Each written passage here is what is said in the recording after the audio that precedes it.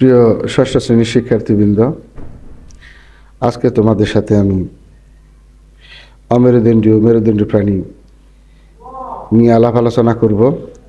এই কন্টেন্টে তোমাদের সাথে আমি অমেরুদণ্ডী প্রাণী নিয়ে আলোচনা করব। আসো দেখি। মেরুদণ্ডের উপস্থিতির উপর ভিত্তি করে প্রাণী জগৎকে দুই ভাগে ভাগ করা হয়, অমেরুদণ্ডী ও মেরুদণ্ডী। মাছ, ব্যাঙ, পাখি, টিকটিকি, গরু, ছাগল, মানুষ ইত্যাদি মেরুদণ্ড আছে।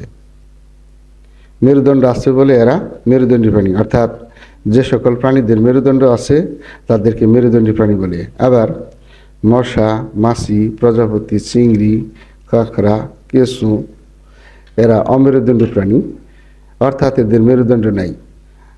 অর্থাৎ যাদের মেরুদণ্ড নাই তাদের হলো অমেরুদণ্ডী প্রাণী বলে। অমেরুদণ্ডী ও মেরুদণ্ডী প্রাণীর বৈশিষ্ট্য। আমরা যেহেতু আজকে এই কন্টেন্টে অমেরুদণ্ডী প্রাণী নিয়ে বিস্তারিত আলোচনা করব, আসো দেখি। আমরা ইতিমধ্যে জেনেছি কেমন করে নানা বৈশিষ্ট্যের উপর ভিত্তি করে উদ্ভিদের শ্রেণীবিন্যাস করা হয়েছে। ঠিক তেমনি বিভিন্ন বৈশিষ্ট্যের উপর ভিত্তি করে প্রাণী জগৎকেও শ্রেণীবিন্যাস করা হয়েছে। আমরা জানি পৃথিবীর সকল প্রাণীকে মাত্র দুইটি দলে ভাগ করা যায়, যথা অমেরুদণ্ডী এবং মেরুদণ্ডী। অমেরুদণ্ডী প্রাণীর কয়েকটি বৈশিষ্ট্য হলো: অমেরুদণ্ডী প্রাণীর মেরুদণ্ড নেই, এদের দেহের ভিতর কঙ্কাল থাকে না, চোখ সরল প্রকৃতির বা একটি চোখের মধ্যে অনেকগুলো চোখ থাকে, যা পুঞ্জাক্ষী বলে। অনেক সময় প্রশ্ন হয় যে পুঞ্জাক্ষী কি?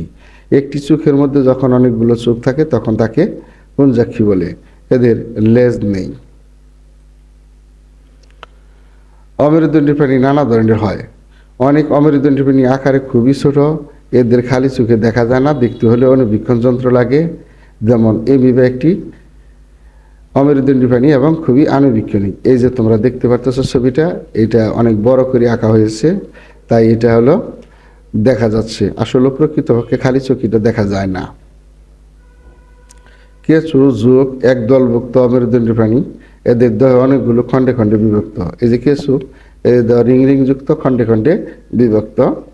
শামুক, ঝিনুক আরেক দলভুক্ত প্রাণী, এদের দেহ খণ্ডে খণ্ডে বিভক্ত নয় এবং দেহ সাধারণত শক্ত খোলসে আবৃত থাকে, মাংসল পা থাকে। এইটা হলো শামুক। দেখো, এই যে শক্ত খোলস দ্বারা আবৃত যখন শামুক হাঁটে, যেরকম মাংসল পা দিয়ে হাঁটে। প্রজাপতি, মশা, মাছি, তেলাপোকা, উইপোকা, মৌমাছি ইত্যাদি পতঙ্গ দলভুক্ত প্রাণী। পৃথিবীতে পতঙ্গ শ্রেণীভুক্ত প্রাণীদের সংখ্যা সবচেয়ে বেশি। এদের প্রজাপতিও একটা পতঙ্গ, যদি মনে করো পিঁপড়া, সেটাও একটা পতঙ্গ, মৌমাছি একটা পতঙ্গ। এদের তিনটি অংশে বিভক্ত, মানে এদের দেহ তিনটি অংশে বিভক্ত: মস্তক, বক্ষ, উদর। এই যে দেখো, খেয়াল করে এখানে একটা তেলাপোকার ছবি বা আরশোলার ছবি দেওয়া আছে, একটা ঘাস ফড়িংয়ের ছবি দেওয়া আছে। এইটা হলো মস্তক, এইটুকু হলো বক্ষ, আর এইটুকু উদর। এই যে মস্তক, এইটুকু বক্ষ, আর এইটুকু হলো উদর। এদের সন্ধিযুক্ত পা ও পুঞ্জাক্ষী থাকে। সন্ধিযুক্ত পা মানে দেখো, জোড়ায় জোড়ায় পা, এই একটা পা, এই একটা পা, এই যে একটা পা, এই একটা পা, অর্থাৎ এই দিক থেকে একটা পা গেলে ঠিক তার বিপরীত দিক থেকে আরেকটা পা গেছে, এই জন্য এদেরকে সন্ধিপদী পা বলা হয়। এবং চোখ তো বললাম পুঞ্জাক্ষী, চোখের পরিবর্তে পুঞ্জাক্ষী থাকে। অনেক পতঙ্গ আমাদের উপকার করে, এরা উপকারী পতঙ্গ। যেমন মৌমাছি, রেশম পোকা। মৌমাছি আমাদের মধু দেয়, ফুলে পরাগায়ন ঘটায়। আর রেশম পোকা দিয়ে রেশম চাষ করি, আমাদের সেই রেশম সুতা দিয়ে কাপড় চোপড় তৈরি করি। মশা, মাছি নানা রকম রোগ ছড়ায়। অনেক পতঙ্গ আবার আমাদের ঘর বাড়ি, আসবাবপত্র, ফসলে ক্ষতি সাধন করে, যেমন উই পোকা, লেদা পোকা, পামরি পোকা ইত্যাদি। এমন কতগুলো সামুদ্রিক প্রাণী আছে যাদের ত্বকে কাটার মতো অংশ থাকে। এই যে কাটা কাটা কাটা কাটা দেখতেছ, এইগুলো তারা মাছ ও সামুদ্রিক শসা এই দলভুক্ত প্রাণী। তাহলে তারা মাছ আছে, এখানে সামুদ্রিক শসাটা দেখানো হয়নি, এটা হলো তারা মাছ এবং এদের মধ্যে কাটা কাটা থাকে। তারপরে দেখো, জেলি মাছ বা জেলিফিশ বলা হয় এটাকে। প্রবাল কীট আরেক দলভুক্ত অমেরুদণ্ডী প্রাণী।